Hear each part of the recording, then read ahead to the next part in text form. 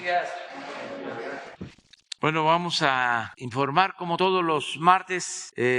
Expresamos nuestro pésame a familiares, amigos, a católicos por el fallecimiento del obispo emérito de Ecatepec, Onésimo Cepeda. Y vamos a dar a conocer la situación de la pandemia. Como repito, lo hacemos los martes y posteriormente abrimos para las preguntas y las respuestas. Sí quedaron pendientes unos compañeros, compañeras, y se va a tomar en cuenta. Son como 5, ¿no? 4. Y nos va a dar tiempo para dar oportunidad a más preguntas. Entonces empezamos ya con el doctor Jorge Acosta. Gracias, con su permiso, señor presidente. Muy buenos días y buenos días tengan todas y todos ustedes.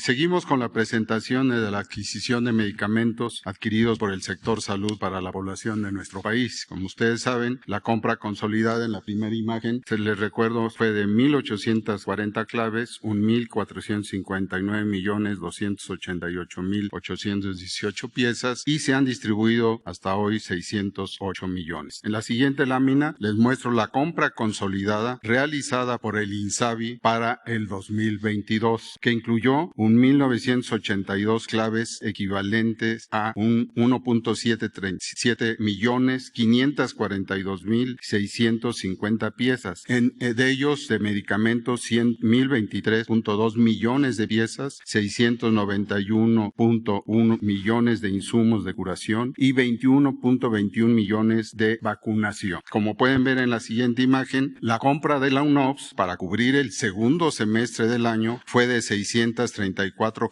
claves equivalentes a 212,034,852 piezas. De ellas, 152.17 millones de medicamentos y 59.85 millones de material de curación. En la siguiente, en consecuencia, la compra consolidada 2022 INSABI-UNOPS incluye un total de 1,947,577,502 piezas para las 11 instituciones participantes. Pueden ustedes ver que incluye 1,156 millones de medicamentos genéricos, 750.9 millones de material de curación, 21.2 millones de vacunación y 19.02 millones de medicamentos de patente. Quiero señalarles que para cubrir el 100% de las claves solicitadas, se abrirá una segunda fase en febrero, en este mes, para concluir la compra de las 56 claves aún pendientes. En la siguiente pueden ustedes apreciar que del 24 al 28 de enero se comenzó con la emisión de órdenes de suministro de las piezas que se recibirán durante febrero y marzo de este año, producto de la compra consolidada INSABI, adicionales a la garantía de abasto derivado de la compra 2021. Recibiremos entonces en febrero y marzo de este año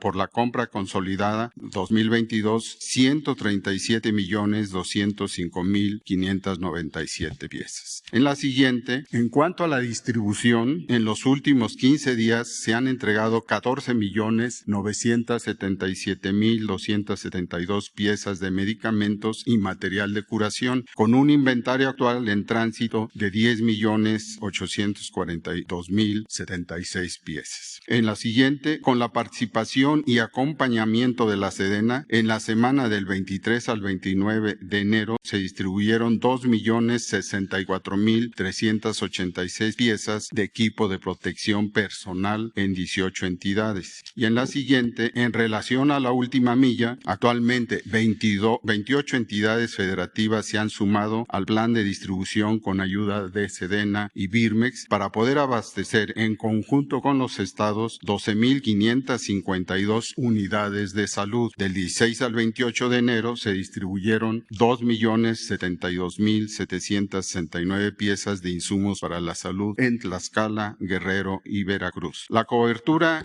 para ello fue en 512 14 unidades de salud y de manera inmediata se iniciará la distribución a otras 8 entidades para cubrir 3,708 piezas. Y finalmente, en la siguiente, se reinició el apoyo al Instituto Mexicano del Seguro Social en la distribución y del 24 al 28 de enero se distribuyeron 211,738 piezas de medicamentos al estado de Sonora. La distribución a última milla incluyó 187,306 piezas en 18 unidades médicas de San Luis Potosí y de Chihuahua. Es cuanto, señor presidente. Con su permiso, presidente, buen día, secretarias, secretarios, buen día tengan todas y todos. Vamos a comentar sobre el avance de la vacunación contra COVID-19 y una noticia positiva respecto a la epidemia, específicamente sobre la cuarta ola. Abrimos la semana ya con reducción. Se redujo 31% los casos estimados en la quinta semana del año, que es en la que estamos viviendo,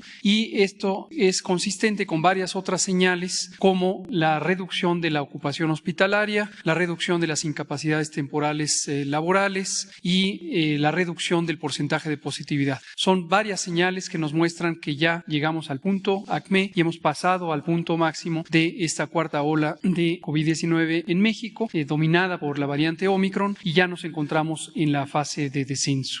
Lo esperable es que esta fase de descenso se mantenga en las siguientes semanas, posiblemente a una velocidad semejante al ascenso, en la medida en que también la variante Omicron da periodos de enfermedad más breves y estaremos como siempre monitoreando cualquier cambio de tendencia para informarlo oportunamente si fuera el caso, pero es definitivamente una señal muy positiva. Lo mismo vemos en la hospitalización, ya empieza a configurarse una tendencia de reducción en la mayoría de las entidades federativas, en 25 de las 32, y esto va a empezar a repercutir en que en las próximas semana o semana y media se estarán empezando a desocupar las unidades COVID en la medida en que haya más personas que egresan de aquellas que ingresan. Finalmente, la mortalidad todavía sigue en una tendencia a la alza en la medida en que las personas hospitalizadas pudieron permanecer más tiempo y algunas desafortunadamente perder la vida. Recordamos que esta ha sido una fase de la epidemia muy caracterizada por los no vacunados. Quien llega al hospital y quien pierde la vida es con toda probabilidad una persona que no se vacunó o no se puso el esquema completo. La siguiente, por favor.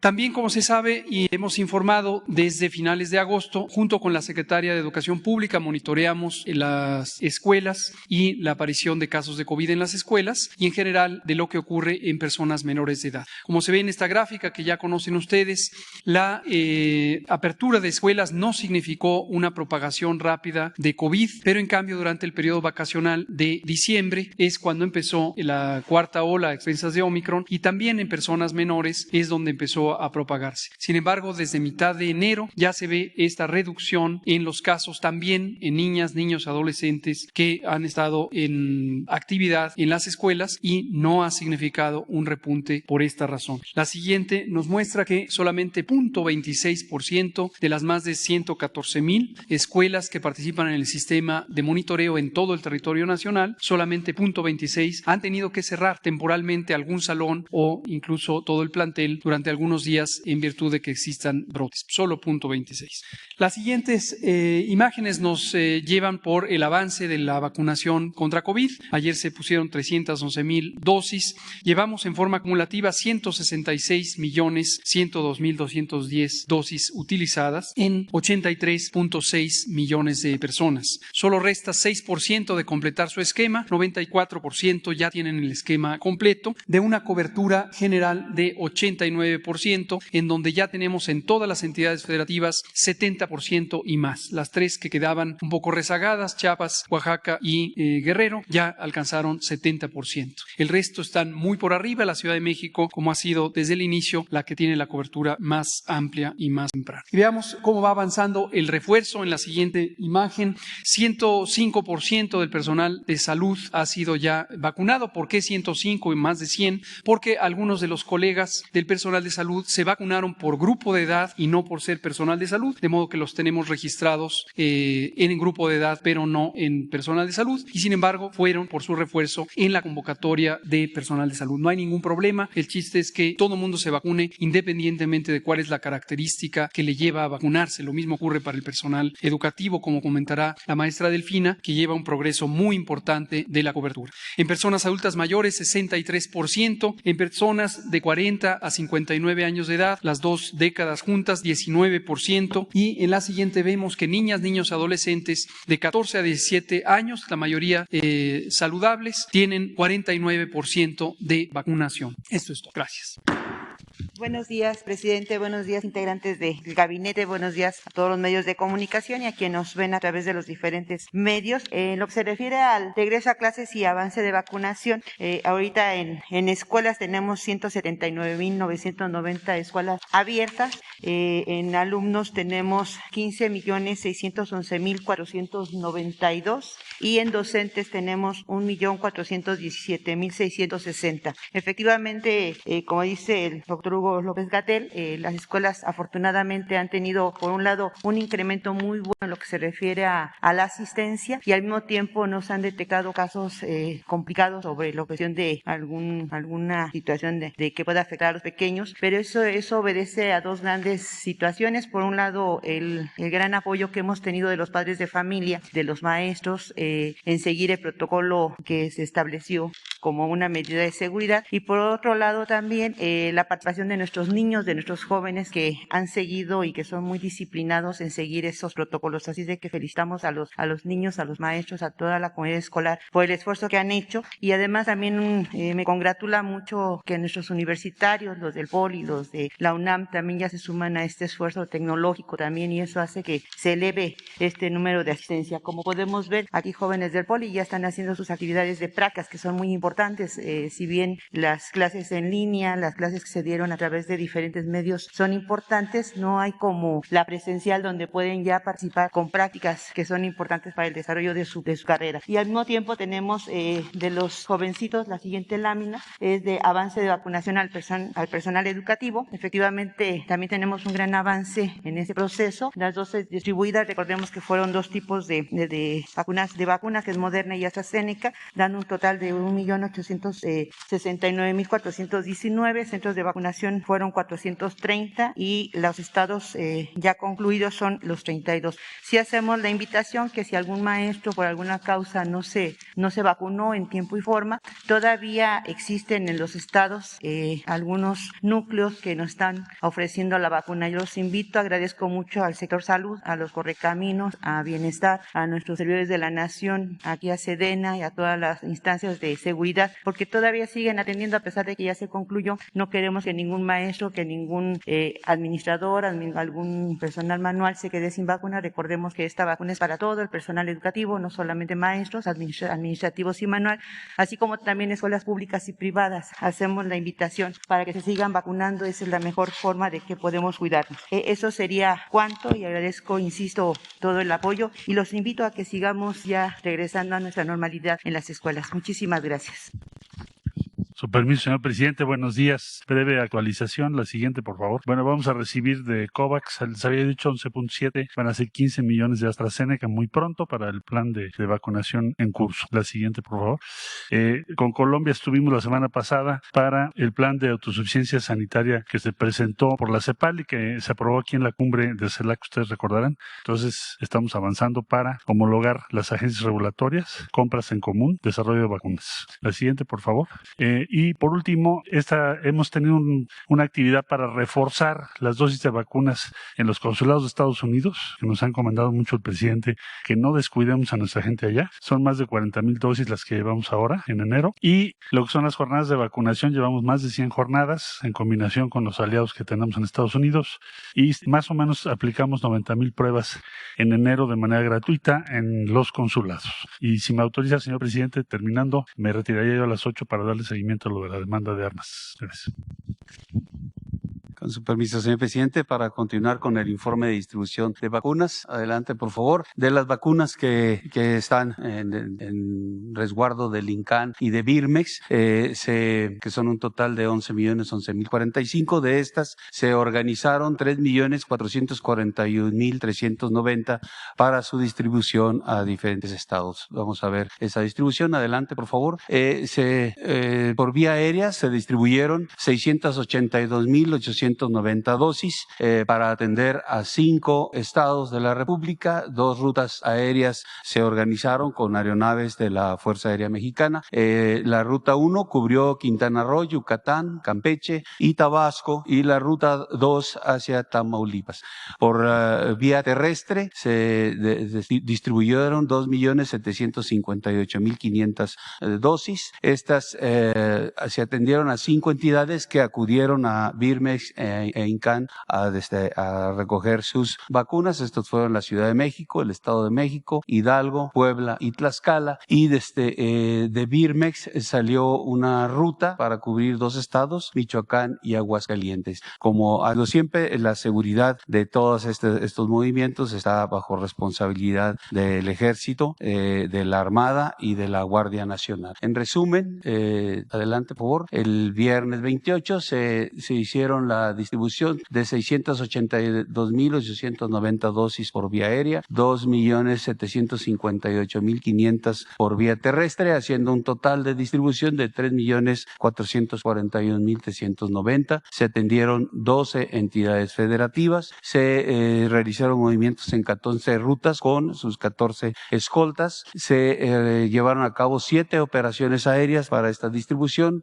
empleando 10 horas y media de vuelo. En forma general, el personal que se empleó, hombres y mujeres de la Armada, del Ejército, de la Fuerza Aérea y de la Guardia Nacional, 428, vehículos 42 y aeronaves 2. Es todo, señor presidente.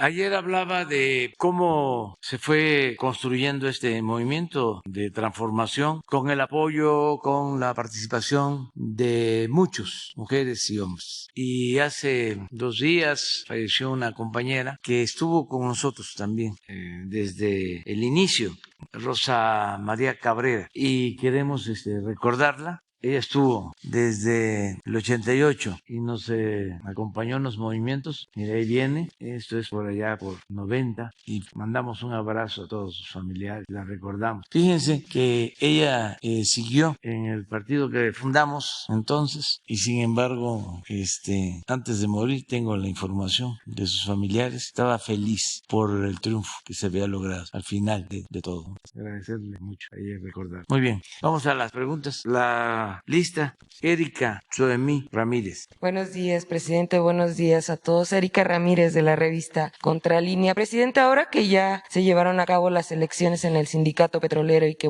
ya se están dando los primeros resultados de que fue Ricardo Aldana quien obtuvo la dirigencia del sindicato para sustituir a Carlos Romero de Champs, en Contralínea hemos documentado la transferencia de más de 20,000 millones de pesos que se hicieron en el sexenio de Enrique Peña Nieto, durante la directiva de 3 funcionarios, entre ellos Emilio Lozoya. Aquí la pregunta sería si el gobierno mexicano va a investigar sobre estas millonarias transferencias, que hay que recordar que fue justamente Ricardo Aldana quien estuvo al frente de la tesorería de este importante gremio, y si el gobierno investigaría en este caso por qué Petróleos Mexicanos le transfirió estos 20,000 millones de pesos. Pues hoy va a informar sobre el resultado de las elecciones la secretaria del Trabajo, Luisa María Alcalde, y va a responder todas estas preguntas. Yo quiero expresar que por primera vez en la historia reciente se llevó a cabo una elección en donde participaron la mayoría de los trabajadores sindicalizados. Una muy buena participación y se garantizó el voto libre y secreto sobre quién ganó y sus antecedentes. Esto pues lo tienen que ver en la Secretaría del Trabajo y en la comisión que va a resolver sobre el resultado, porque es un proceso. Nosotros aquí lo que garantizamos es de que pudieran expresarse, que los trabajadores conocieran a los candidatos y garantizar este mecanismo de votación libre, secreto, directo, a través del teléfono. Esto nunca se había hecho, porque siempre los reunían y tenían hasta que mostrar su identificación, su ficha para votar, que ahora no fue así. Entonces funcionó el sistema y las impugnaciones que se van a presentar, pues se tienen que desahogar en el órgano correspondiente y siempre con apego a la legalidad, sin beneficios para nadie, sin protección para nadie. Nosotros no tenemos candidatos. Pero antes de aquí se decidía quién sí, quién no. Ahora no, son los trabajadores. Aquí estuvo el señor, pero si al que hace mención, pero si me lo encuentro, ahora me tendría que decir quién es, porque no lo identifico, pues no he tenido relaciones con él. O sea, no lo estoy descalificando, sencillamente no tengo ninguna vinculación. Y lo mismo considero que la Secretaría del Trabajo, pues ella está actuando de acuerdo a su función. Entonces no hay ningún candidato predilecto, ya no hay sindicatos de Estado. Eso es muy importante, es parte del cambio. Pero con respecto al desfalco por 20,000 millones de pesos que Eso se lo hizo tiene a que ver la Petróleos autoridad Mexicanos. correspondiente y también no podemos nosotros tapar a nadie y tampoco acusar sin pruebas. Pero es muy interesante todo este proceso. Estamos iniciando y volvería a repetir que los que participan, que los que quieren realmente la democracia sindical, el que cada vez sean mejores los dirigentes, mujeres o hombres, pues que sigan luchando. No es un proceso fácil, son siglos de antidemocracia en México. Nunca había habido democracia y todavía nos cuesta. Siglos de imposiciones, de dedazos. Sería extraordinario hacer un libro sobre los fraudes electorales en México. Los grandes fraudes se han cometido en lo electoral. Entonces estamos dando los primeros pasos. Es muy importante el que podamos seguir así hasta crear el hábito democrático en nuestro país, porque era de pena, era vergonzoso lo que pasaba en materia electoral, cómo salía un candidato y ya era por anticipado el que triunfaba. Acuérdense del destape, ni siquiera importaba la elección, nadie sabía cuándo iba a ser la elección, lo que importaba era el destape. Cuando iba el finado Fidel Velázquez, cualquier otro dirigente, a la oficina del secretario que iba a ser el próximo candidato a la presidencia, ese era el momento cumbre. La elección, ese era un asunto secundario, era para llenar el expediente. Por poner un ejemplo. Y luego, pues los fraudes hasta hace muy poco, de cómo se robaba la elección, cómo aparecían más votos que ciudadanos, cómo votaban los finados, todo lo que padecimos. Y en los sindicatos, lo mismo. Entonces, sigue siendo una asignatura pendiente y tenemos que seguir hacia adelante buscando que haya una auténtica democracia. Y es un asunto de todos, pero por algo se empieza.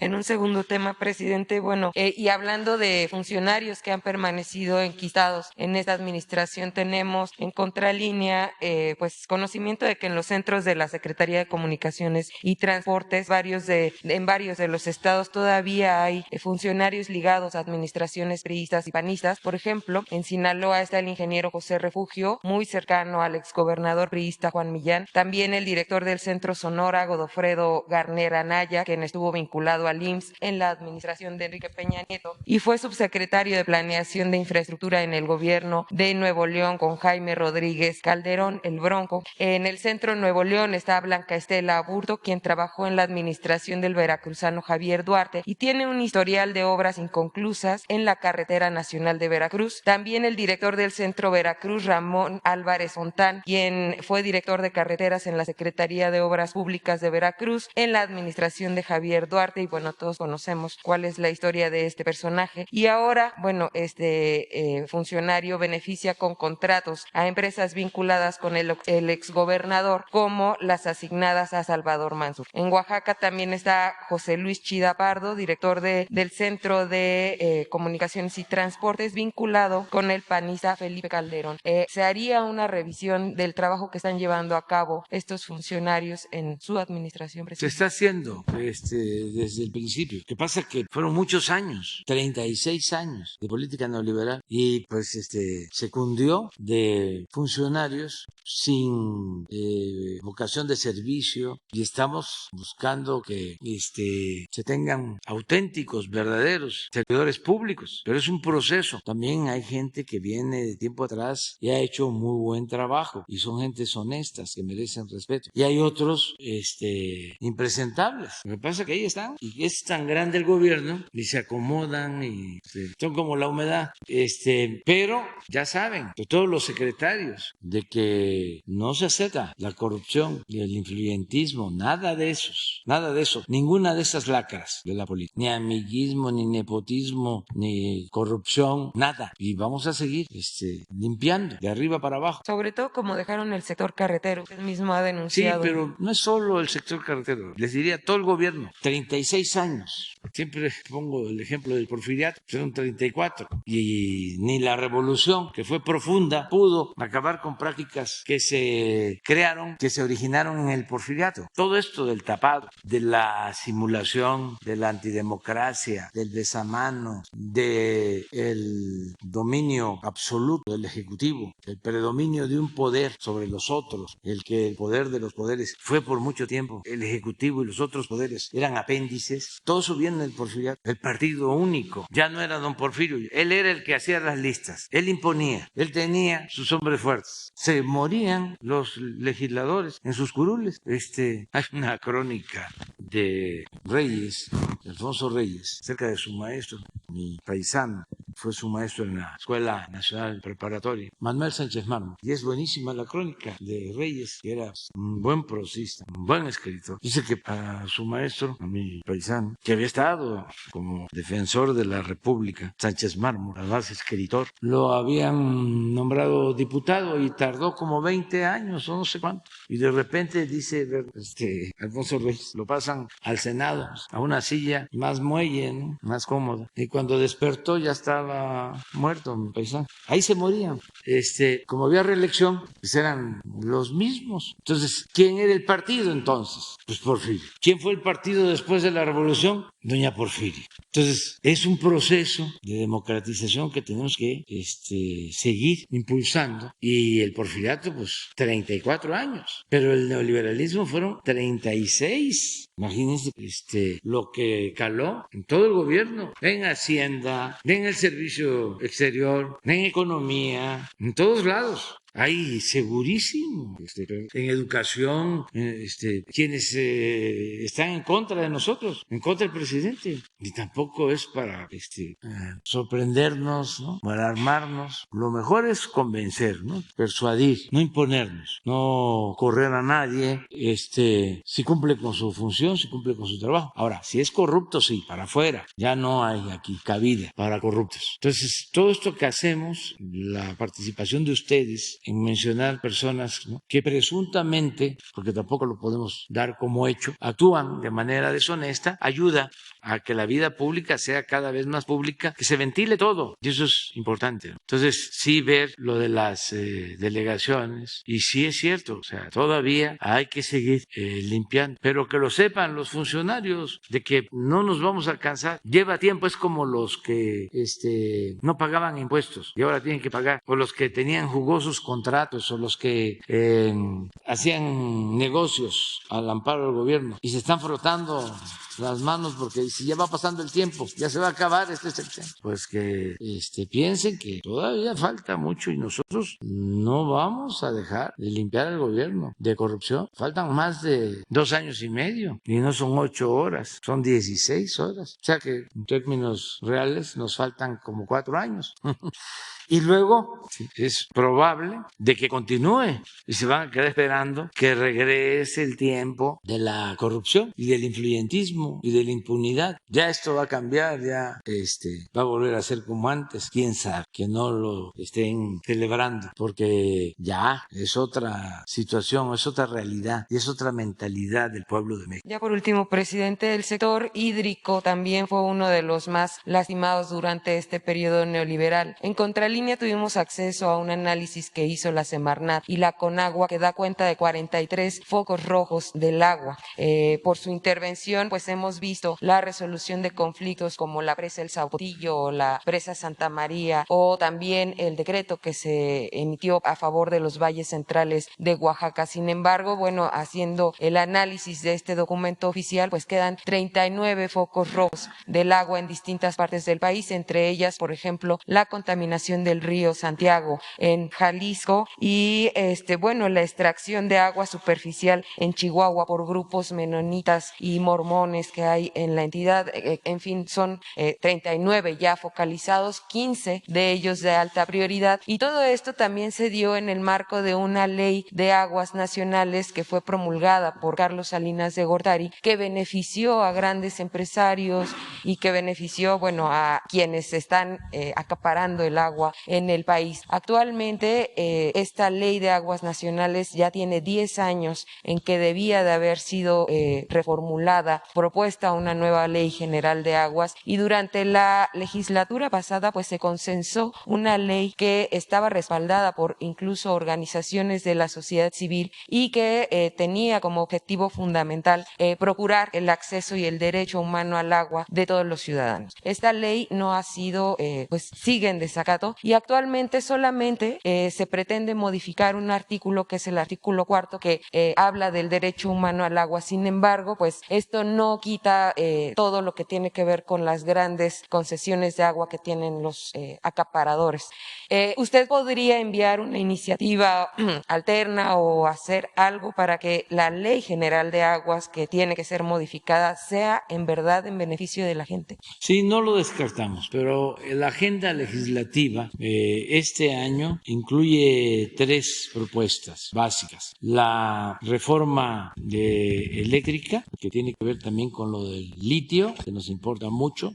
Lo de la Guardia Nacional, porque no queremos que esta institución que se está construyendo muy bien, que está siendo respaldada por el pueblo y que tiene como propósito proteger a la gente, no queremos que se corrompa, y pensamos que lo mejor es dejarla adherida como parte de las Fuerzas Armadas. Nos importa mucho eso, esa iniciativa, porque si no terminaría la Guardia Nacional como la Policía Federal, de donde salieron todos los que están ahora en la cárcel o en otros países protegiéndose, que todos casi pasaron por esta Guardia Federal, esta Policía Federal. Entonces no queremos eso. Y la tercera es lo electoral, que ya también es indispensable por todo lo que hemos estado constatando. Necesitamos tener una muy buena ley electoral, autoridades electorales imparciales, gente íntegra, honesta, con principios, verdaderos demócratas. Entonces son las 3 iniciativas. Y después vemos. Lo del agua es importantísimo, nosotros hemos avanzado, pero falta. Lo del agua tiene como todo que ver con el influyentismo y la corrupción. Imagínense nada más así, en lo general, pensando con juicio práctico, cómo otorgar concesiones de explotación de agua en la zona desértica del país. Además, otorgar concesiones para extraer agua y producir cerveza y exportar la cerveza a Estados Unidos o a Canadá. Bueno, hasta en el caso de la leche, que se justifica más que no es cerveza. O papeleras como Kimberly Clark. O sí, o las papeleras. O sea, ¿por qué no en estas regiones donde no hay agua? Se ha llegado al extremo de lo que sucede en la laguna, que la gente tiene que exponerse porque el agua que se extrae del subsuelo trae arsénico, y hay plantas para tratar arsénico. ¿Por qué llegar a ese extremo? ¿Por qué la sobreexplotación de los mantos?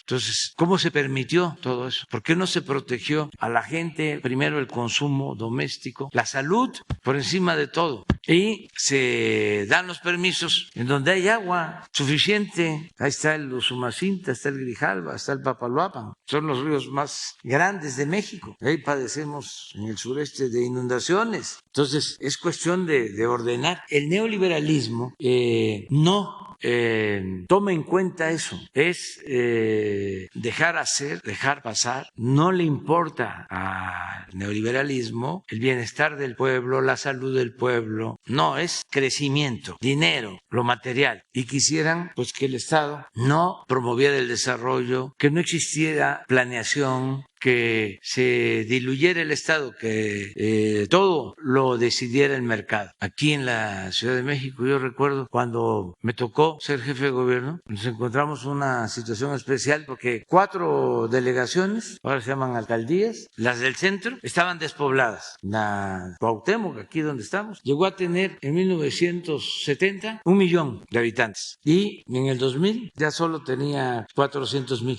Y aquí habían quedado las escuelas y los centros de salud y desde luego el metro, toda la infraestructura. ¿Por qué se despobló? Bueno, porque empezaron a promoverse unidades habitacionales en las delegaciones no pobladas. Y luego también por el terremoto y se fue despoblando el centro completamente. Ahora es distinto, pero cuando llegamos. Y así estaba Azcapotzalco, y así estaba Miguel Hidalgo, y así estaba la Benito Juárez. Entonces, en cambio, Iztapalapa, que en 1970 tenía 500,000, pasó a cerca de 2 millones de habitantes. Tlalpan tenía en 1970 120,000 y en el 2000 ya tenía 600,000. Entonces, ¿qué hicimos? Se decidió un bando para que ya no se permitiera la construcción de unidades habitacionales en zonas sobrepobladas donde no había servicios, no había agua. Esto es Iztapalapa, Iztacalco, Álvaro Obregón, Gustavo Madero,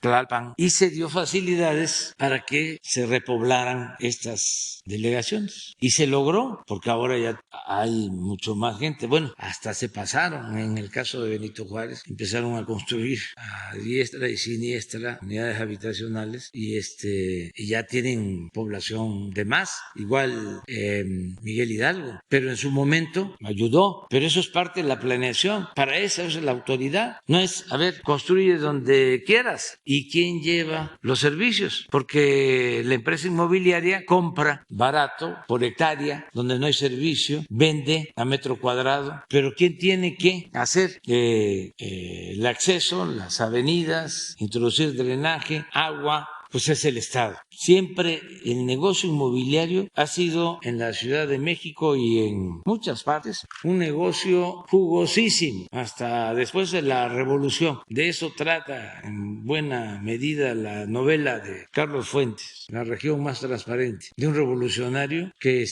llega aquí a la Ciudad de México y tenía información privilegiada de cómo iba a construir el gobierno, las grandes avenidas, y compraba terrenos y obtenía una plusvalía. Y así se hizo inmensamente rico ese revolucionario. Luego se hizo banquero. Creo que el personaje era de apellido Robles. Es muy buena novela de Carlos Fuentes. La recomiendo. Pero era ese negocio, entre otros, por lo que estás planteando. Muchas gracias, presidente. Por lo del agua. Sí, muy bien. Sigue José Eduardo.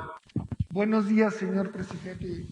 Eduardo Esquivel Ancona, SDP Noticias. Mi primera pregunta es, ¿qué está haciendo el gobierno de la Cuarta Transformación para frenar el cambio climático? Y si esta estrategia que tiene el gobierno de la Cuarta Transformación es regional, si incluye a Estados Unidos y a Canadá. Esto se lo digo porque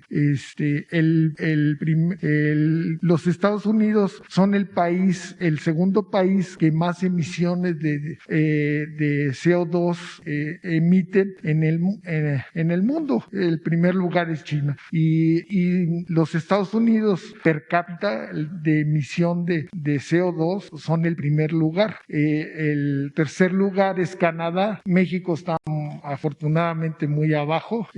Estados Unidos al año emite por persona 17.5 3.5 toneladas métricas de CO2, Canadá 15.3 y México los mexicanos solo emitimos al año 3.5. Entonces yo quisiera saber si qué está haciendo el gobierno para frenar ese cambio climático, y también si en la estrategia no nomás hay que ver, porque es un mito que solo las plantas de la Comisión Federal de Electricidad son las que contaminan, o las plantas de Pemex.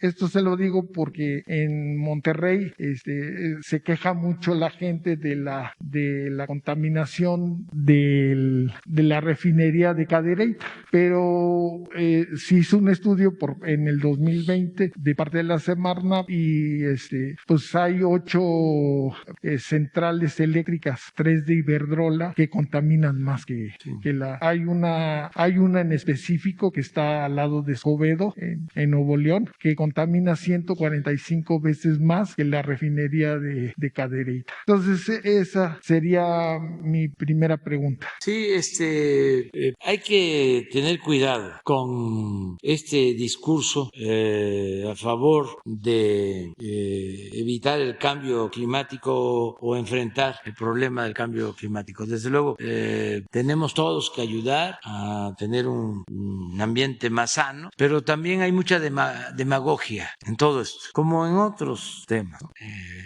Pero no quiero tratarlos ahora. Por ejemplo, lo que mencionas, ¿no?, que es bueno para informarle a la gente sobre quiénes contaminan más en el mundo. Acabo de ver una información, a ver si se encuentra en las redes sobre eso, los países que más contaminan, que tiene que ver con lo que tú planteas. Pero eso los pseudoambientalistas mexicanos no lo dicen, porque son pseudoambientalistas. O sea, de repente, para hacer negocios sucios, se convierten en defensores de energías limpias, pero sería muy bueno que se conociera. Pero es como tú lo planteas. Por ejemplo, en el caso de la extracción de petróleo, de estos recursos que se deben de cuidar, se deben de conservar, porque son recursos no renovables. Bueno, es cosa de ver cómo se extraen, quiénes se extraen más, qué países. O sea, un doble discurso, ¿no? Cumbres para la defensa del medio ambiente, para evitar el cambio climático, pero por el otro lado, autorización para extraer más crudo. ¿Qué estamos haciendo nosotros? Bueno, tenemos un límite para extraer petróleo crudo, 2 millones de barriles al día, y no vamos a pasar de ese límite. Ahí está. Y hay uno que vi que es una lista. Entonces, en México se llegó a extraer 3.400.000 barriles diarios durante el gobierno de Fox. 3.400.000 barriles diarios. Y si se hace la investigación de cómo obtuvieron esa cantidad, fue todo un desastre ecológico lo que provocaron, porque inyectaron nitrógeno a los campos, a los pozos petroleros, para sacar todo el crudo, y se contaminaron los pozos y tuvieron que quemar gas como nunca, gas a la atmósfera. ¿Quiénes idearon eso? ¿Qué intereses estaban detrás? Ese es un buen campo de investigación, pero no lo tocan. Son temas de dados para los investigadores, científicos, intelectuales, escritores. Eso ya se olvidó, pero así está. Entonces, nosotros, nuestra política es no más de 2 millones de barriles. Estamos modernizando, que no se habían hecho, no se habían atendido las plantas de las refinerías para no contaminar. Estamos cambiando turbinas para producir más energía con agua que no contamina y que además es más barato. ¿Pues sabe lo que hicieron estos corruptos? Dejaron establecido en la reforma energética que la energía producida con agua no es energía limpia, porque es la energía que más produce la Comisión Federal de Electricidad. A ese nivel de aberración, claro que no es un asunto técnico, ni modo que no lo sepan, es un asunto de negocios, porque si le permitían a la Comisión considerar las hidroeléctricas como energía, como productoras de energía limpia, les iba a competir a los privados, y el propósito era favorecer a las empresas extranjeras. Ya les comenté que esto es el extremo, fue el colmo. Se inundó Tabasco porque tuvieron que soltar agua, porque acumulaban agua en los vasos de las presas del Grijalva, porque no se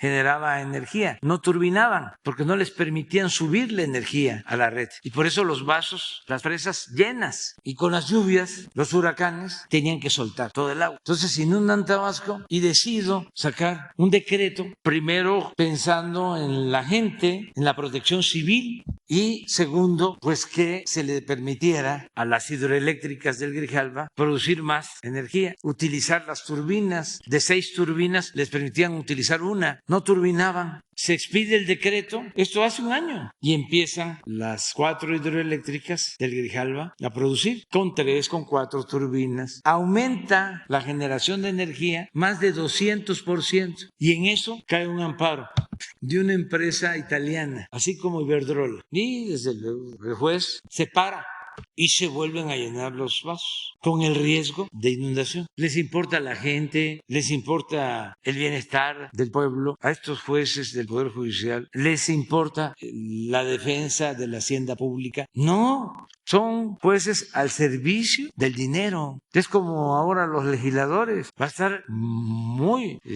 buena la polémica y sobre todo el que podamos saber los mexicanos cómo van a votar los diputados la reforma eléctrica, si van a votar a favor de la Comisión Federal de Electricidad, del servicio público, o van a votar a favor de Iberdrola y de las empresas particulares. De ahí sí no hay para dónde hacerse. Por más que Oxxo diga que paga muy poco, digo mucho por la luz, o que paga igual que los consumidores domésticos, y que lo apoye Krause, por más que digan eso. Son momentos de definición y va a haber tiempo para aclarar. Ya se ha venido aclarando cómo los Oxxos pagan menos que los consumidores domésticos y que las tiendas de abarrote. Entonces, ¿qué estamos haciendo? Pues cambiando turbinas, evitando la contaminación, no extrayendo petróleo más allá de lo que necesitamos para el consumo interno, impulsando la energía solar, ahora con la planta que vamos a construir en Peñasco, Sonora. ¿Qué otra cosa? Pues que ya no hay permisos para producción minera, se acabaron las concesiones. ¿Qué otra cosa? No se permite el fracking. ¿Qué otra cosa? No se permite el maíz transgénico. ¿Qué otra cosa? Pues estamos creando zonas de reserva, áreas naturales de reserva, parques, defendiendo la flora, la fauna. Ayer hablaba yo de cómo entregaron el permiso allí en Calica, en Playa del Carmen, en El Paraíso, 400 hectáreas para extraer material, un banco de material. Y decía yo que se había entregado el permiso a finales del gobierno de Zedillo. Me están informando, lo voy a constatar, de que era Julia Carabias, la secretaria del Medio Ambiente. Y es como la gran defensora del medio ambiente. Imagínense entregar un permiso para extraer material de construcción, para un banco de materiales de construcción a 1000 metros de la playa del Caribe, del mar turquesa, de las zonas más bellas del mundo. Siempre el doble discurso, la doble moral. Entonces eso ya no. Lo que hicieron en Guanajuato, que destruyeron el cerro de San Pedro, que era el símbolo de San Luis Potosí, la minera San Javier, canadiense, con el apoyo del gobierno de Fox, acabaron con el cerro, que está en el escudo de San Luis Potosí. Ya eso ya no existe. ¿Cuál es la diferencia? Acabamos de decretar área natural protegida, 110 hectáreas de la Sierra de San Miguelito. Ahí mismo, 110,000 hectáreas. Entonces, todo eso lo estamos haciendo y lo vamos a seguir haciendo. Es un asunto de convicciones y ya se va entendiendo. Por ejemplo, en el caso de la cervecera, estaban los conservadores gobernando en Baja California, en Mexicali, le entregaron a una cervecera extranjera todo el agua de Mexicali, el agua de uso doméstico. Afortunadamente, cuando los señores dueños de esta cervecera supieron de lo que se trataba, pues se entendieron de que era indebido. Además, se hizo una consulta y la gente dijo no, nunca se había dado una manifestación tan participativa en Mexicali como la que se llevó a cabo para defender el agua que le querían entregar a la cervecera. Porque Mexicali, a diferencia de Tijuana, más tranquila en cuanto a que es una ciudad de servicio gubernamental, como es la capital, trabajan más servidores públicos y yo estaba sorprendido de las grandes movilizaciones, dieron un gran ejemplo a nivel nacional los de Mexicali y las cerveceras pues entendieron y ahora van a poner en Veracruz su planta, pues allá hay agua, pues, ¿qué es lo que se tiene que hacer? Entonces nosotros vamos a seguir protegiendo el medio ambiente. Lo otro que es muy importante, que nunca se había hecho y ni se hace en el mundo, que no les gusta a los conservadores, pues es el sembrar más de 1 millón de hectáreas de árboles maderables, árboles frutales. Ya no se llama sembrando vida, se llama sembrando oportunidades en Honduras, pero ya el gobierno de Estados Unidos, la vicepresidenta Kamala Harris, ya fue a Honduras y van a aplicar el programa. El nombre es Sembrando Oportunidades, pero el programa Sembrando Vida sirvió como referente. Sí, y hay una estrategia en esto del cambio con Estados Unidos y con Canadá, una estrategia regional, ¿o no se ha hablado de eso? No hemos tratado el tema, pero sí hay buena relación, tanto con el gobierno de Canadá como con el gobierno de Estados Unidos. Los opositores nuestros aquí han pensado que si van a Estados Unidos a acusarnos de lo de la reforma eléctrica, que se va a parar todo y que nos van a regañar o nos van a dar órdenes del gobierno de Estados Unidos. Se equivocan porque el gobierno de Estados Unidos ha sido muy respetuoso. El presidente Biden, la vicepresidenta, ahora estuvo la secretaria de Energía y fue muy respetuosa. Jennifer. Y decidimos ver caso por caso y tenemos disposición al diálogo, pero se les explicó y se les demostró que el problema de fondo es la corrupción y ellos no pueden defender actos de corrupción. ¿Se acuerdan cómo los tecnócratas neoliberales defienden los órganos autónomos, ¿no? Todo este gobierno que crearon para favorecer el saqueo y favorecer a las empresas particulares, sobre todo extranjeras. Cómo crearon en especial el Instituto de la Competencia para evitar la competencia. Crearon hasta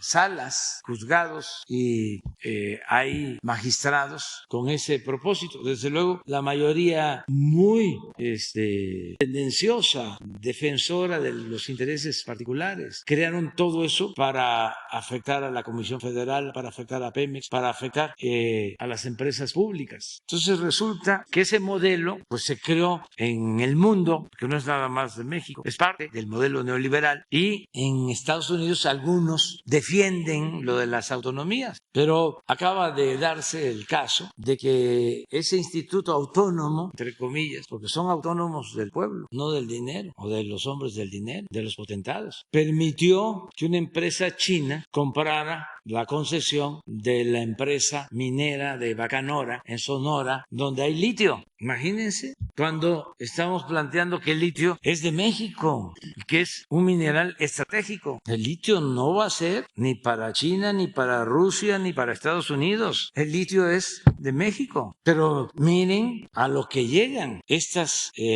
instituciones creadas durante el periodo neoliberal. Ahora resulta que tienen más poder que el Ejecutivo y que pueden entregar bienes estratégicos a extranjeros, y nuestra soberanía y la defensa de nuestros recursos estratégicos, ¿dónde queda? Esto acaba de pasar hace un mes, antes de que terminara o está por terminar la presidenta, que es supuestamente muy recta, muy estricta. El grupo, ¿quiénes son? ¿Quién sabe? ¿Cuándo crearon esto? Lo montaron en paralelo a las llamadas reformas estructurales, porque el propósito era saquear y que se perdiera por completo la soberanía del país. ¿Cómo el litio se va a entregar a potencias extranjeras? No solo es porque pertenece a México. ¿Cómo nos vamos a meter nosotros en una guerra comercial? Porque no estamos hablando del carbón, es litio. ¿Para qué nos metemos nosotros en eso? Claro que ya hubo reclamo de Estados Unidos porque ellos pues traen diferencias comerciales. Nosotros no queremos confrontación con nadie y defender lo nuestro y ser autónomos, porque no nos conviene. Pero eso es lo que han hecho estos órganos autónomos. O sea, todo el modelo que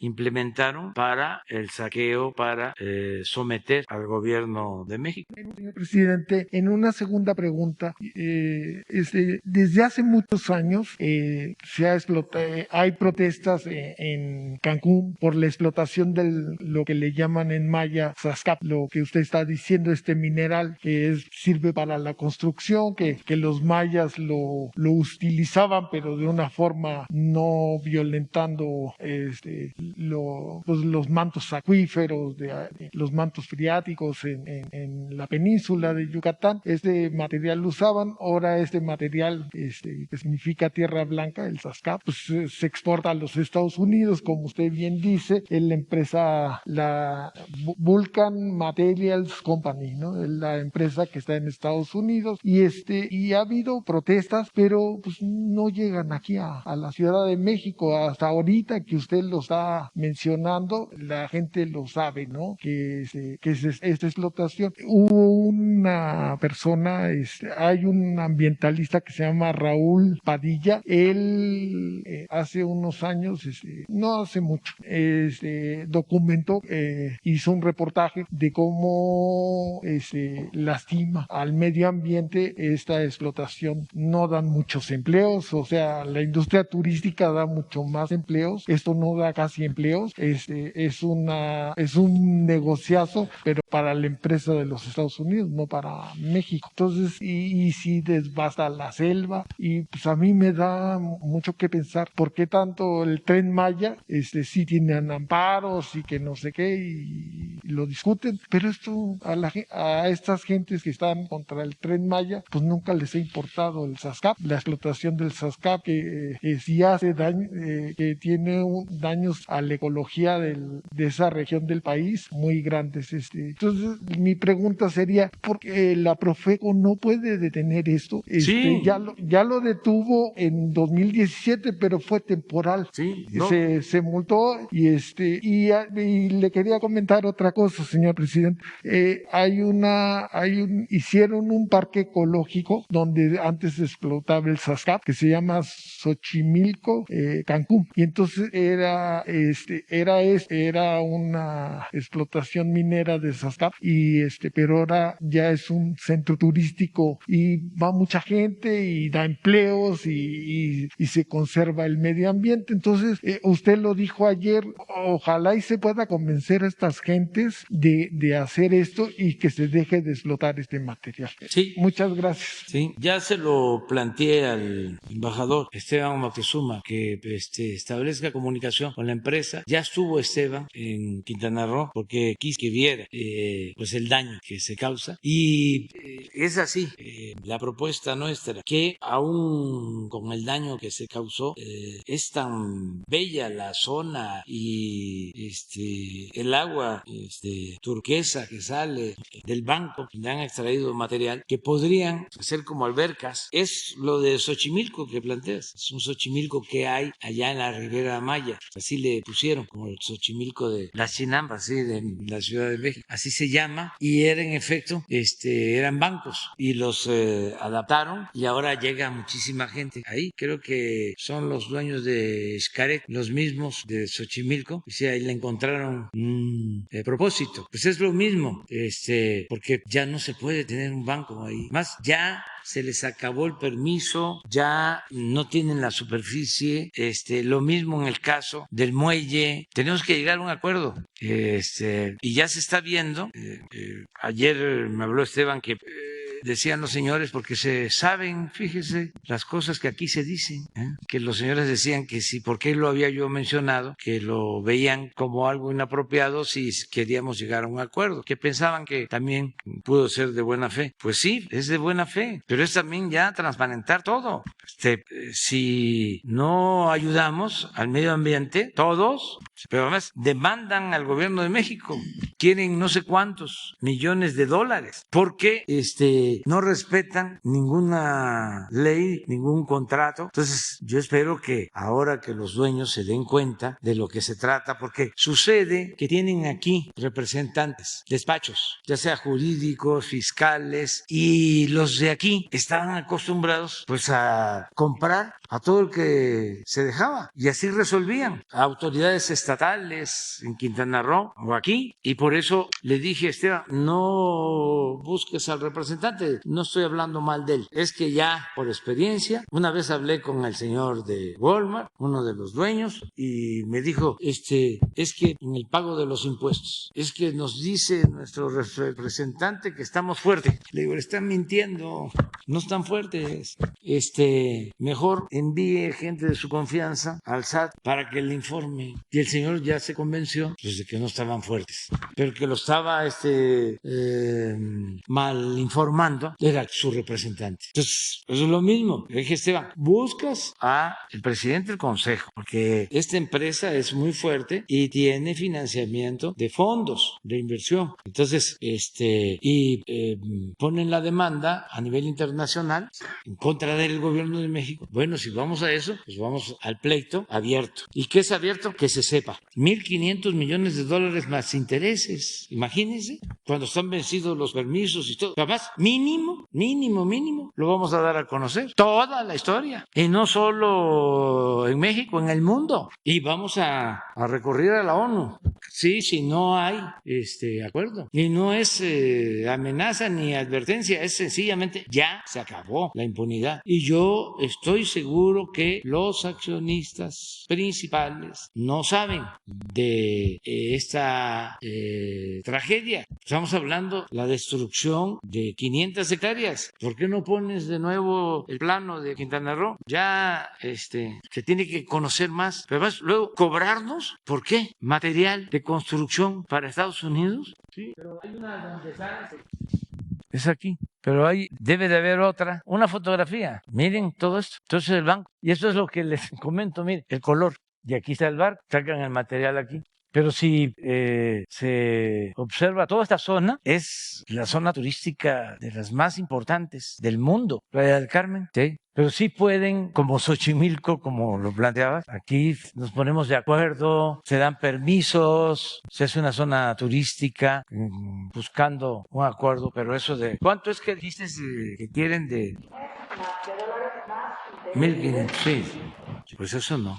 Y vamos a buscar el acuerdo y si no, pues sí vamos a defender el punto. En lo internacional, o sea, no solo en México, sino lo vamos a dar a conocer a nivel internacional. Muy bien. Pues ya se nos fue el tiempo, queda Elidet y Antonio. Mañana ven, entonces, de una vez.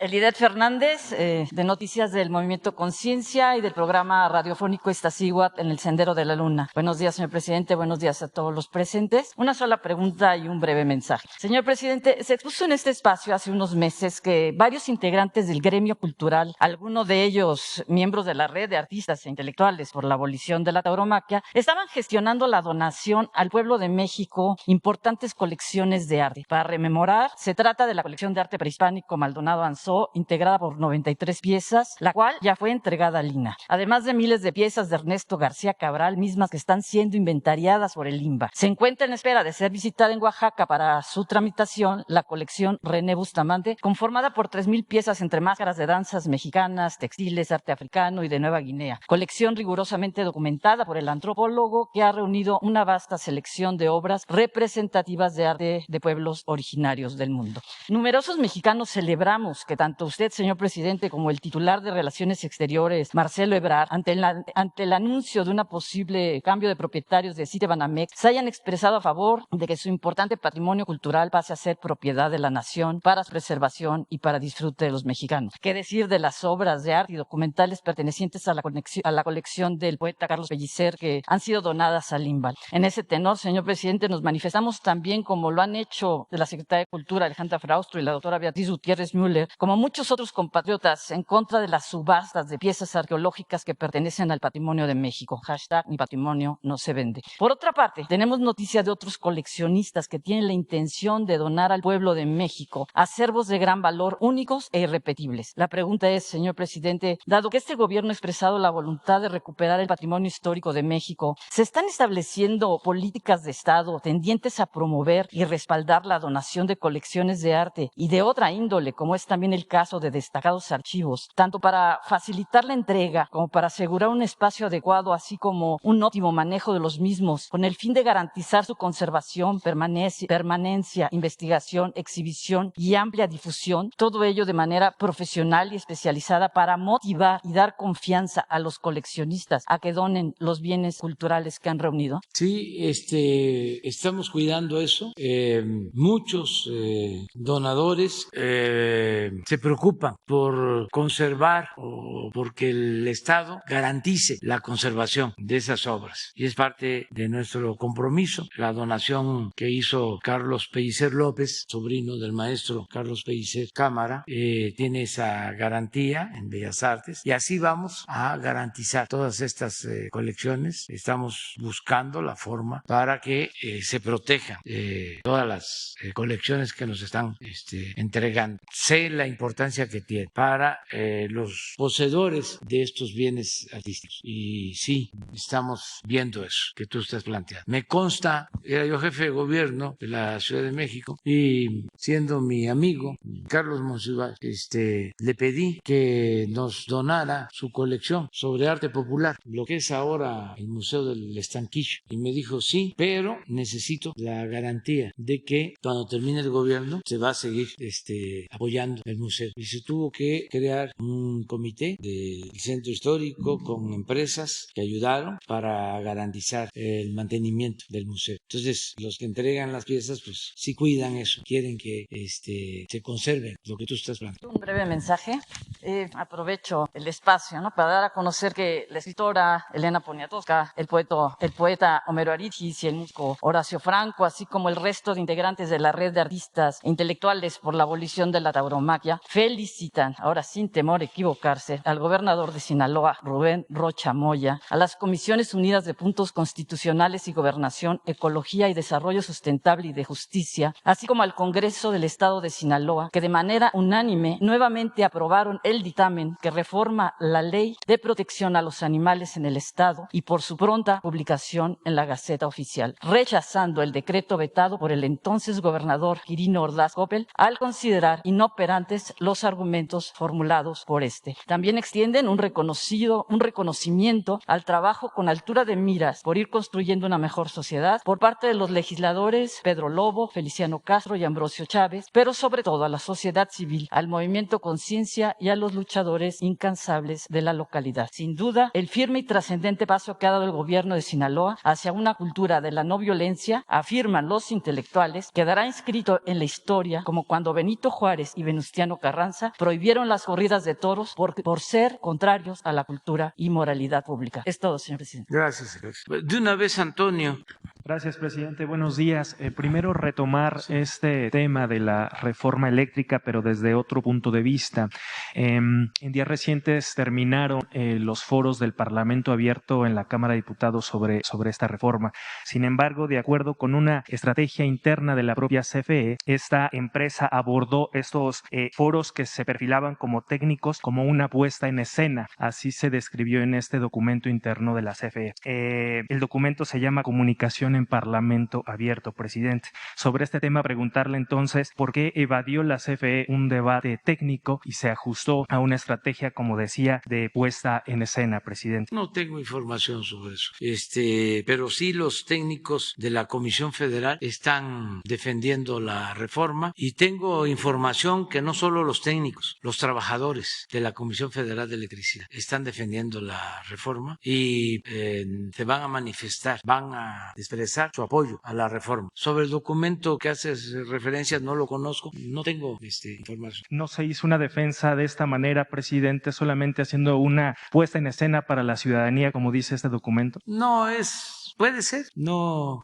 tengo información. Lo que sí es importante es que es un tema de interés público. Tan es así que me llama la atención, no me extraña, de que a favor de los Oxxos esté Krause. Es interesante. A ver si nos da un mensaje de Oxxo y Krause. Con todo respeto, pues desde luego el Reforma y otros, los Oxxos que son del señor Fernández de FEMSA. Esa empresa tiene la práctica de contratar políticos para sus relaciones públicas. Un señor que fue director del CISEN, ahora me acuerdo, es que el post-COVID, primero estuvo del Villar y luego del Villar, de apellido de Yucatán. Pues por ahí estuvo García Luna y antes estuvo el almirante Wilfrido Robledo, pero antes del Robledo, Tello Pion. Ese estuvo trabajando ahí. Y luego contrataron a Genaro Borrego, que fue secretario particular de Miguel de la Madrid y luego pues gobernador de Zacatecas y creo que también del Seguro. Sí, ¿verdad? Ese lo tenían también. Y ahora tienen a Campa. O sea, y bueno, a Reforma, pero eso ya es de dominio público. Pero a ver, y pues, sí, el del Oxxo. Pero más, en la investigación que tenemos, ¿no está recibiendo dinero Krause de Oxxo en la lista, en el libro? A ver, porque sí reciben dinero él o recibían Aguilar Camín hasta del Consejo Coordinador Empresarial. Aquí está Esta es la campaña de Oxxo, ante la campaña presidencial contra los Oxxo, y retuiteó Krause. Pero eso está bien, o sea, que cada quien agarre su camino, se posicione, o sea, fuera máscaras. ¿Ya hubo una respuesta por parte de los Oxxos a esa invitación o reto que lanzaron la semana pasada de debatir públicamente?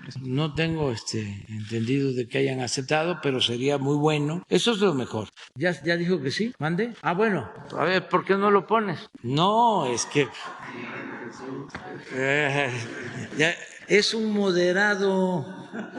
Sí, y le echan la culpa a él, sí, que ahora vamos a hablar también de otro tema importante, sobre la embajada en Panamá. Sí, esa es la lista, sí. No, pues, pero ya no se ve.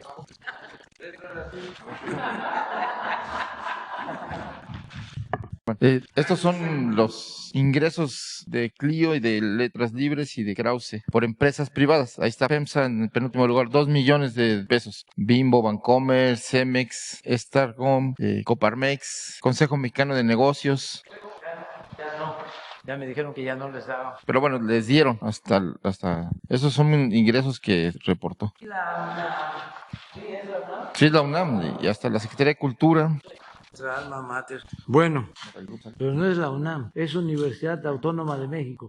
La UAM, esta es la UAM. Sí. Están Cumex y Fondo Cultural del Grupo Salinas. Sí. Bueno, ¿tienes otra pregunta? Sí, tengo otra pregunta, presidente. En los últimos días hemos dado cuenta de la cercanía de varios políticos de Morena con el empresario de Reynosa, Tamaulipas, Sergio Carmona, un personaje que fue ejecutado en noviembre del año pasado en Nuevo León, que es acusado por un lado de huachicoleo y también de financiamiento ilegal a campañas fundamentalmente en Tamaulipas, presidente. El día de hoy damos cuenta que las empresas ligadas a este personaje tienen contratos desde 2018 a la fecha por más de 300 millones de pesos en gobiernos de Morena, tanto el federal, en algunas dependencias como el IMSS y la Secretaría de Comunicaciones, como en algunos gobiernos estatales, presidente. En este sentido, preguntarle qué opina de la cercanía de este personaje con algunos políticos de Morena, incluso el líder nacional decía que sí lo conoce, pero que no ha viajado en sus vehículos, en sus aeronaves. ¿Qué tendría que hacerse sobre sobre estas cercanías y tendría que investigarse a estos personajes, Claro. incluido el presidente de Morena, presidente. Claro, investigar, ¿sí? Que no haya impunidad para nadie, que no haya ninguna impunidad. Y el escándalo de lo de mi hijo, de la renta de una casa, todo esto que difundieron muchísimo. Lo mismo, si tienen pruebas, que las presenten. Nosotros no protegemos a nadie. Yo estoy aquí para cumplir con el mandato popular de desterrar la corrupción y, como ya lo mencioné, de todas esas lacras de la política que prevalecían, el amiguismo, el influyentismo, el nepotismo, no permitir nada de eso. Entonces, tratándose de quien se trate, aunque sean mis hijos, pero sí le puedo decir de que no somos iguales. Nosotros tenemos principios, tenemos ideales. A él no le gustó a lo de Mola, cómo lo definí. Me faltó una palabra. Dije que era un periodista golpeador, mercenario, sin principios y sin ideales. Me faltó. Es un periodista golpeador, corrupto. Eso fue lo que me faltó. Mercenario, sin principios y sin ideales.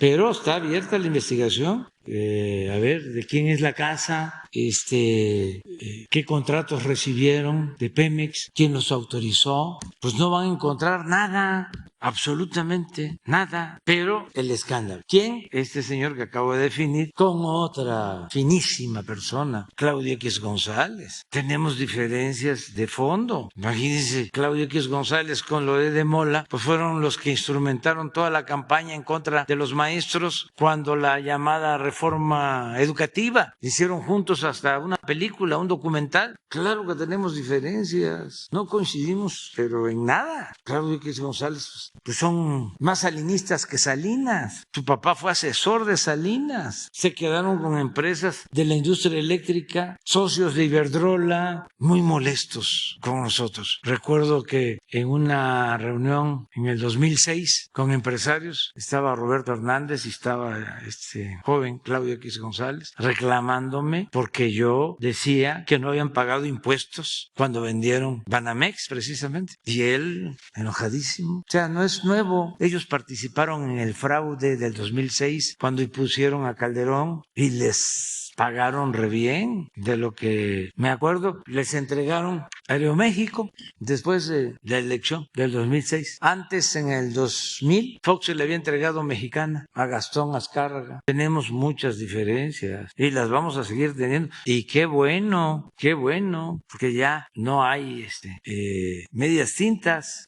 Así como asegura que en el caso de su hijo no encontraría nada, ¿metería las manos también al fuego por estos personajes de Morena ligados a este empresario? No conozco esto, pero nada más por información general. Lo que viene del periódico de ustedes lo veo siempre con mucho cuidado. Hay incluso denuncias ante la Fiscalía, presidente. Pero es que ustedes son defensores de la mafia del poder. O sea, ustedes, no tú, de los machuchones, estoy hablando, se han callado durante todo el tiempo que se dedicaron a saquear y de repente se convierten, ¿no?, en defensores de la transparencia, de la honestidad. Puede ser que haya algún escritor en su periódico profesional, objetivo, pero está difícil. Casi todos son doctrinarios. Es como cuando existía el Imparcial, guardadas las proporciones, porque el Imparcial en la época de Porfirio Díaz llegó a tirar 130,000 ejemplares diarios en aquellos tiempos. Pero el Imparcial estaba completamente a favor de Porfirio Díaz y en contra de la oposición. Así están ustedes, completamente en contra de nosotros y a favor de la mafia del poder, del conservadurismo, del bloque conservador. Y si no los alaban o no les queman incienso, se quedan callados. Entonces, por eso no sé. De lo que sí le puedo decir es que nosotros no permitimos la corrupción ni la impunidad.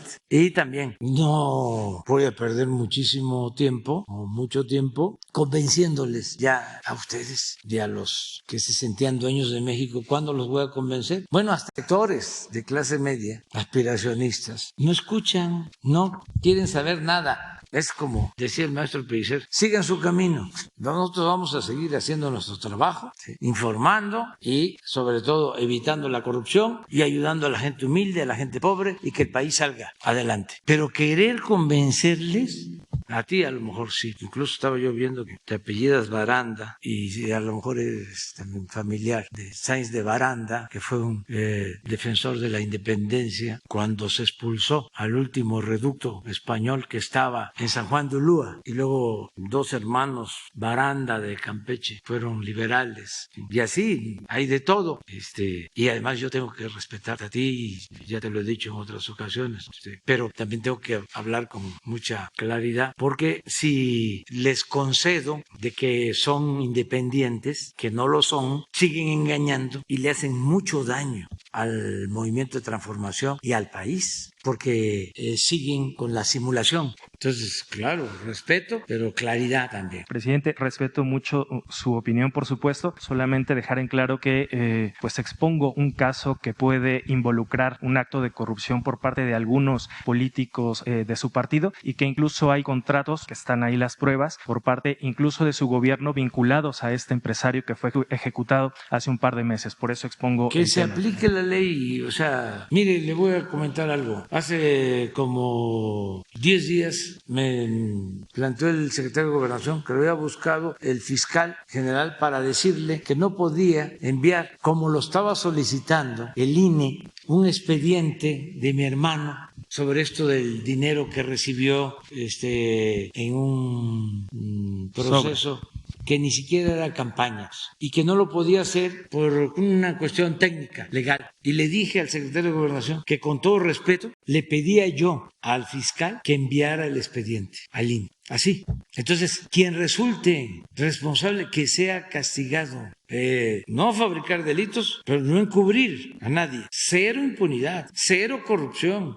Si por eso llegamos aquí, no es más de lo mismo. Entonces, adelante, y que no se tarden en las investigaciones. También lo digo de manera respetuosa al fiscal, al que le tengo confianza y lo considero un hombre íntegro. Que no se acumulen casos, porque también eso da pie a que la prensa conservadora, cuando son asuntos en contra nuestra, los estén utilizando. No, que ya sea rápido, que sea expedito, lo más que se pueda, todo, que salga y que cada quien asuma su responsabilidad. Bueno, que se investigue, eso es mi respuesta. En el caso de los contratos, ¿sería algo en particular por parte de su gobierno? Son más de 338 millones de pesos. Pues que no hay denuncia presentada. Hay denuncias ante la Fiscalía. Sí. Pues eso, pedirle al fiscal, eso lo podemos hacer nosotros. O sea, ya nos está escuchando. Que informe, ¿sí? Si te parece. Claro. Bueno, aprovecho, nada más ya terminamos, para decir, recibí una carta de Pedro Salmerón, al que estimo mucho y lo considero un historiador de primer nivel, de lo mejor del país, un estudioso de la historia de México. Su último libro sobre Tenochtitlán lo recomiendo, y ya lo he dicho, es el mejor trabajo que se ha hecho sobre la formación de la División del Norte, su trabajo de investigación. Pero resulta que lo propusimos para embajador en Panamá, y como si fuese la Santa Inquisición, la ministra o canciller de Panamá se inconformó que porque estaban en desacuerdo en el ITAM. Ya les vamos a dar a conocer el documento que envió, que la vez pasada no lo conocía, pero ahora ya lo tengo, y que nos pedía que no enviáramos la solicitud de beneplácito. Lo lamento muchísimo porque es la tierra de Omar Torrijos, que le devolvió la soberanía a Panamá, pero Omar Torrijos pensaba de otra forma. Y ahí les recomiendo el libro al que mencioné, que se llama El General, que hizo Graham Greene, ese gran escritor inglés, sobre Omar Torrijos. Y hay una parte en donde habla de eso, de cómo se convierten en inquisidores, periodistas y otras personas que le exigen ahí que se defina si es marxista. Se lo recomiendo ahí con todo respeto al canciller. Pero nos mandó una carta Pedro, porque se hizo un escándalo. Imagínense si no existe una denuncia formal, nada más por la campaña de linchamiento encabezada por Denise, ¿cómo se llama la señora? Dereche, acusándolo de acoso sexual. Entonces Pedro, de manera muy sensata, responsable, ya había pasado otra cuando dio una opinión sobre lo de la Liga 23 de septiembre, y sin duda hay un componente conservador en todo esto, sin duda. Entonces me envió una carta, no la tienes, y ya vamos a buscar la forma, a ver si no se enojan los los conservadores de utilizar los conocimientos de Pedro en otro campo. A mí me gustaría que nos ayudara mucho en todo lo que son archivos. Me importa mucho dejar bien terminado, protegido, porque desde el temblor está mal el edificio, conservado el archivo agrario, y él es especialista. Me gustaría que fuese mi asesor para hacer en presidencia una historia para los jóvenes sobre los fraudes electorales en México. Sería buenísimo. Todos los fraudes, cuando menos 100 años de fraudes. Del fraude a Madero, 112 años para acá. O cualquier otra actividad histórica que él quisiera, ¿no?, aceptar, porque también. Pero me mandó esta carta. Tú lo puedes leer, de favor. Sí, con permiso.